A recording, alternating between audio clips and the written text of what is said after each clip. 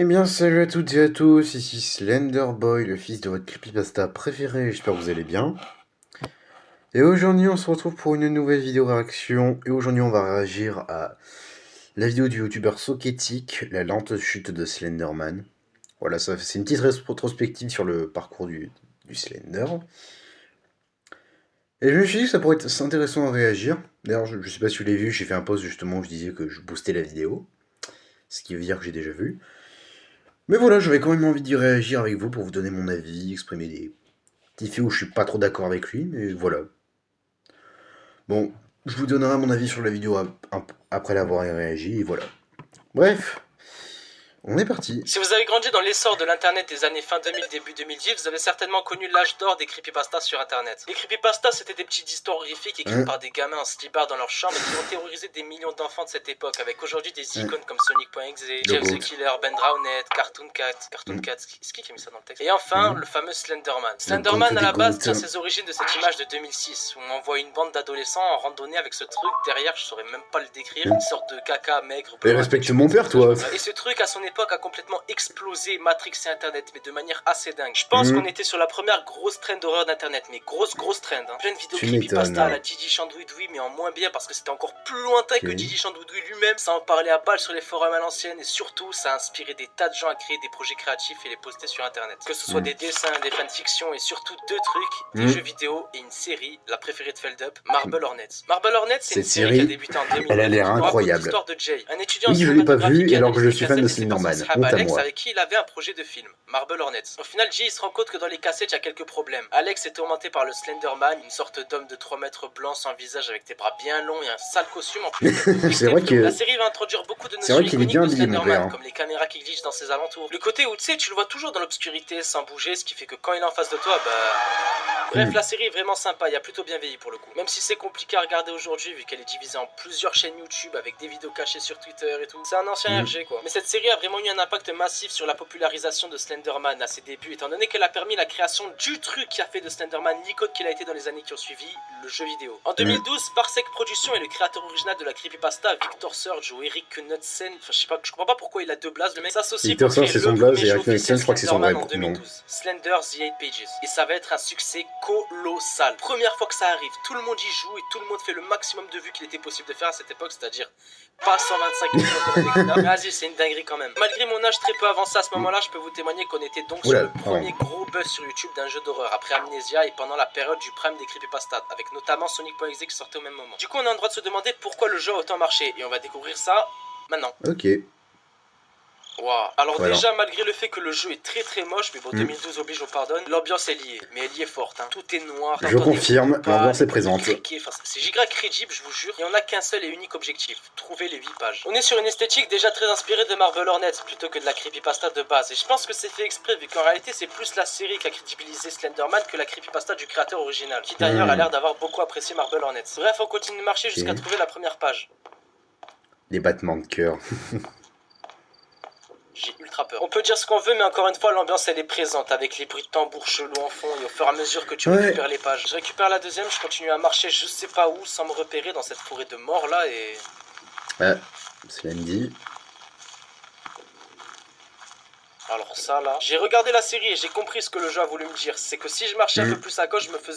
Et je l'ai déjà précisé tout à l'heure, mais le jeu utilise énormément de codes que la série a utilisé pour démarquer le Slenderman. Et le plus iconique, c'est justement ça, la caméra qui brouille quand il est proche. Je trouve la troisième page et... Wow, mais c'est horrible la vie. En marchant, ma caméra pique encore, je me retourne et... Oh, j'ai trop peur de courir. Non, tu sais quoi, accélère. Non, pardon, je peux plus. J'arrive pas à comprendre son fonctionnement. Est-ce que je dois courir, le regarder dans les yeux, ne pas courir? Non, la vie, c'est bon, je me casse. Le jeu devient extrêmement intense, il est constamment sur moi. En fait, je crois qu'il faut toujours le garder à une certaine distance sans pour autant courir, même si... Bon, tout à l'heure... Non, même là, en fait. Je récupère la quatrième page et à partir de là, ce qui va se passer, c'est qu'on va constamment jouer un jeu de... Il est derrière moi, je trace, je ralentis, il est derrière moi, je trace, et ainsi de suite. Et l'ambiance n'aide pas du tout. Mais bon, vas-y, abuse aussi. Je récupère la sixième et la septième page tout en manquant de me faire tuer je sais pas combien de fois. C'est une folie comment c'est dur, il s'est vénère tarpin vite. L'ambiance devient de plus en plus forte, j'y suis presque, il me manque plus qu'une page. Il veut pas me lâcher, c'est horrible, je trouve une sorte de tunnel dans lequel je trace, le jeu glitch super fort, je trouve la dernière page, je la récupère et... Ok. Ça y est, c'est bon, je marche tranquille. Du coup, il a fini. Je crois que je suis en sécurité, il y a plus de bruit, il y a plus de...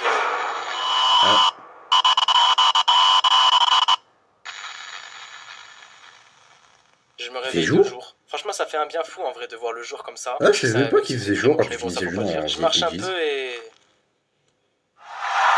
franchement, pour un jeu de 2012 au graphisme et à l'objectif aussi simple, récupérer des objets en se faisant courser par un monstre Gougou Gaga, bah, l'ambiance qu'a le jeu derrière est juste exceptionnelle pour l'époque. Ce qui fait de Slenderman un immense classique du jeu d'horreur indé et va contribuer en très grande partie à la popularisation du mythe d'origine à un point qu'on ne peut imaginer. Vraiment, c'est très fort. Je pense très sincèrement que si aujourd'hui tout le monde connaît Slenderman, c'est grâce à ce jeu. Même aujourd'hui, 14 ans après, le jeu me fait extrêmement peur sans pour autant n'utiliser que des jumpscares pour faire peur. Même pas en fait, le jumpscare de mort fait même pas peur, c'est tout le suspense que le jeu met en place Ouais, avant qui fait c'est peur de ouf en vrai. pas ouf Évidemment, le le jeu, je vous jumpscare. l'ai dit, tout le monde y joue sur YouTube, le mythe se répand, et vu que le jeu est certes difficile, mais genre extrêmement difficile, mais bon, vu que je suis un monstre, on s'en rend pas compte, je n'ai absolument pas repris le gameplay de quelqu'un au bah, les gens veulent plus de Slenderman. Du coup, les devs sortent plein de mises à jour pour rendre le jeu un peu plus beau, changer quelques détails comme le Ouh. menu du jeu, le jeu qui ne crache plus quand Slender t'attrape, ça c'est dommage par contre. Un mode de Ouais. jour qui fait vraiment pas peur, lâche ça. Et enfin, un mode Marble Hornets, qui en gros est le même jeu Ouais. avec un filtre VHS et une intro et une outro qui fait penser à celle des épisodes de la série, ce qui est Ok. plutôt stylé. Mais la vérité, c'est que toutes ces mises à jour n'avaient qu'un seul but en tête, faire patienter les gens avant la sortie de la seule suite du jeu jamais faite,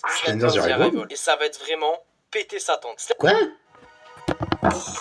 Arrival, c'est pas un Ok. jeu sur lequel je vais m'attarder dans cette vidéo parce que contrairement à l'original, c'est un D'accord. jeu que je ne porte absolument pas dans mon cœur. Je trouve ce jeu vraiment ridicule. Mais en gros, Quoi? de ce que j'ai compris, Ok. dans ce jeu, on contrôle Lauren, un bouc qui part à la recherche de sa Shab Kate, la protagoniste du premier jeu, et on sait comment elle a fini, Miskina. Pour cela, on explore des maisons, des forêts et plein d'environnements tout en gardant un objectif similaire au jeu original. Trouver 8 pages ou activer 8 générateurs, t'as capté. On apprend que Ouais, Kate faut est aller à une devenue tour une radio. proxy, une possédée de Slenderman dans Marble Hornets. Par contre, un truc que j'ai kiffé en urgence, c'est à quel point le jeu est devenu beau. Ouais, ça c'est ressemblait une à grosse. ça, hein. Ce que je trouvais dommage à l'ancienne, Ouais. c'est que le jeu perdait de l'esthétique simple que je kiffais dans le premier jeu. Aujourd'hui, franchement, ça va, mais ça fait moins peur que l'original, malgré le budget qui a radicalement augmenté. Ce que je trouve est un immense malus en vrai, étant donné que ce qui a fait de Slender un aussi gros classique, c'est sa capacité à faire peur juste par l'ambiance, sans Bah, c'est une rien. En fait. Arrival Après, ça aussi, reste un il peu perd cheap par quand même. l'ambiance. C'est un Hein. jeu indé de 2013. Les animations sont dégueulasses, frère. C'est wow. Le jeu a une grosse histoire avec une enfant qui se fait enlever par Slenderman, qui devient un monstre chelou à poil, un plot twist où on découvre que Kate est Jeff the Killer et tout. Enfin bref, ce que j'en ai conclu, c'est que Ouais, ce bon, jeu tu est t'es pas trop ridicule renseigné et sur pourquoi. Enfin l'histoire. bref, ce que j'en conclus, c'est que ce jeu est ridicule et veut faire trop de trucs pour essayer de paraître crédible et super sérieux et profond. Là où l'original est juste sombre et a une bonne ambiance et c'est tout ce qu'il fallait pour en faire un immense classique. Bref, suite à ce jeu, j'ai pas vraiment constaté de chute. Je me permets. Je donne quelques petits arguments sur Slender's Arrival et on reprend la réaction. Voilà.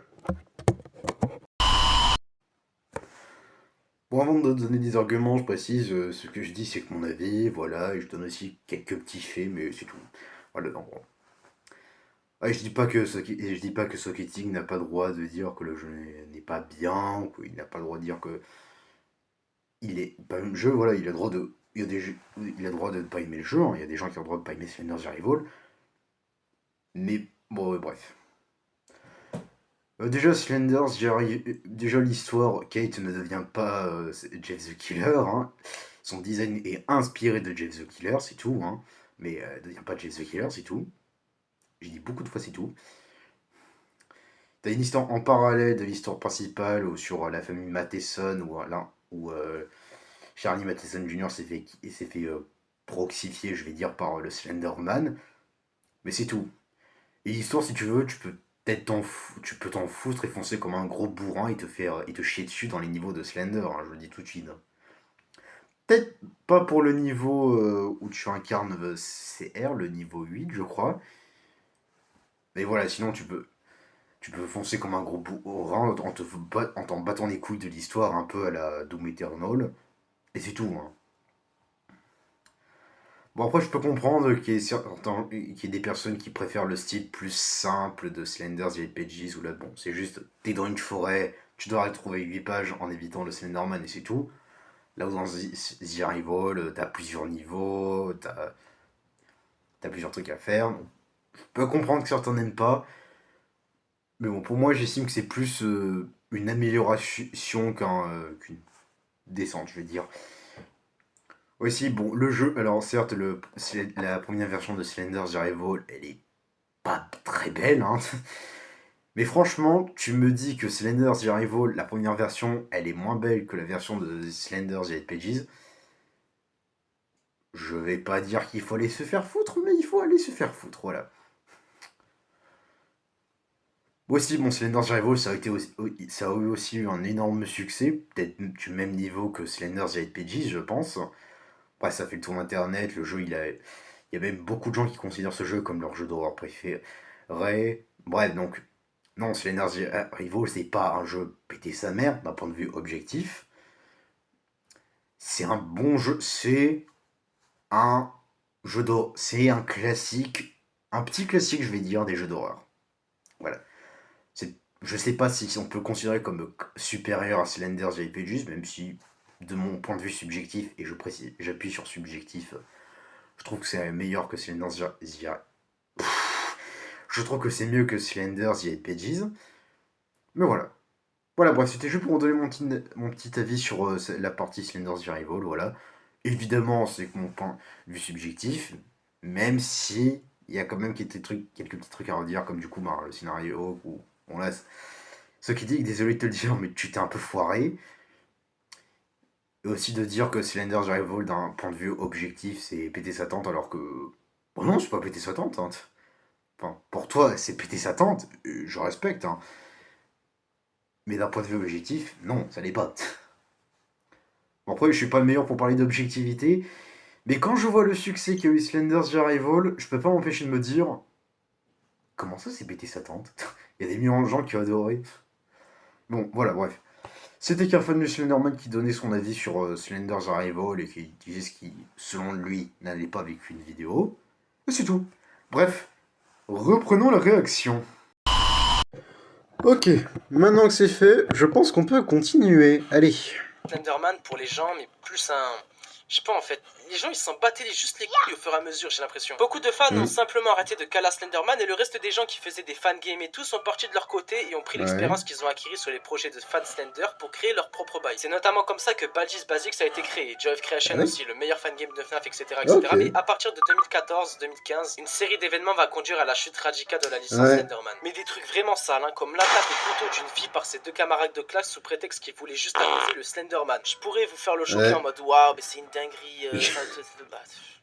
Mais en vrai, c'est un truc qui arrive souvent des qui font pas la différence entre la réalité et le fictif, surtout un âge pareil. Et évidemment, un cas comme ça a fait la une des journaux. Il y a eu un documentaire sur l'affaire, etc. Ce qui a contribué à la réputation du Slenderman. Après ça, en vrai de vrai, j'ai abusé. Il n'y a pas eu vraiment de série d'événements qui a provoqué la chute de Slenderman. Juste, comme je vous l'ai dit, un désintérêt global des gens suite à cet événement. Moins de projets de fans, moins de trucs officiels qui sortaient. Et même si des trucs sortaient, à ce moment-là, le Slenderman était déjà devenu le vas-y lui des projets d'horreur malgré qu'il en soit le précurseur. Bref, 2018, plus personne n'en a quelque chose à cirer de Slenderman. Le peu de projets de fans sont annulés car personne n'est qu'à là. Et c'est vraiment triste, donc pas n'importe qui quand même. Annonce le film Slenderman au cinéma. La dinguerie. La première fois qu'un projet d'horreur indé a son adaptation au cinéma. 5 ans avant le film FNAF et 2 ans avant le film Sonic. Le film a l'air incroyable, a une esthétique stylisée comme l'original avec les titres et tout. Ça a été de la grosse même, il faut le dire. Le film est un nanar, il est bizarre, il est...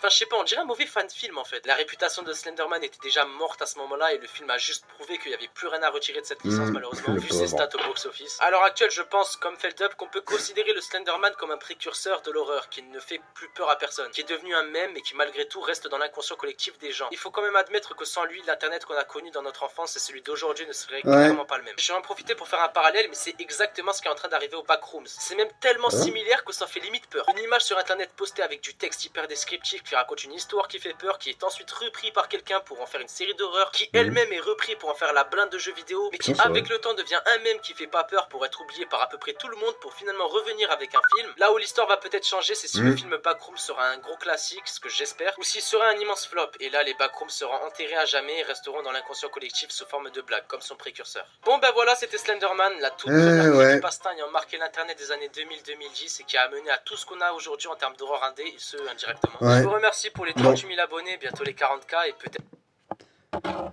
Bon. Ben écoutez, mesdames et messieurs, c'est la fin de cette vidéo réaction. Ben, pour donner mon avis sur la vidéo de Soketic. C'est une bonne vidéo qui lance beaucoup de faits. Juste la partie sur Slender's Rival.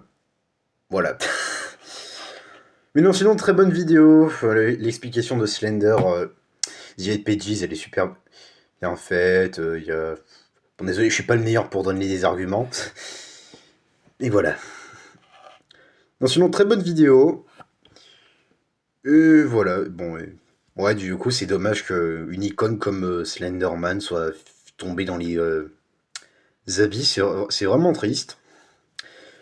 Je sais qu'il y a un jeu vidéo qui s'appelle S Lost Chapter ou Slender Lost Chapter qui est en cours de développement par les développeurs de Slender's Arrival. Je crois qu'il sortira cette année. Mais voilà, bon. J'espère que ce jeu va peut-être remonter la pente du Slender, mais au pire, bon, ce sera juste un petit jeu d'horreur qui aura du succès et les gens vont passer à autre chose. Quoi qu'il en soit, c'est la fin de cette vidéo réaction. J'espère que ça vous a plu. Si c'est le cas, n'hésitez pas à mettre un petit like et à vous abonner, ça fait toujours plaisir. Je vous dis à très bientôt pour de nouvelles aventures effrayantes. D'ici là, prenez soin de vous, de vos proches, et à bientôt!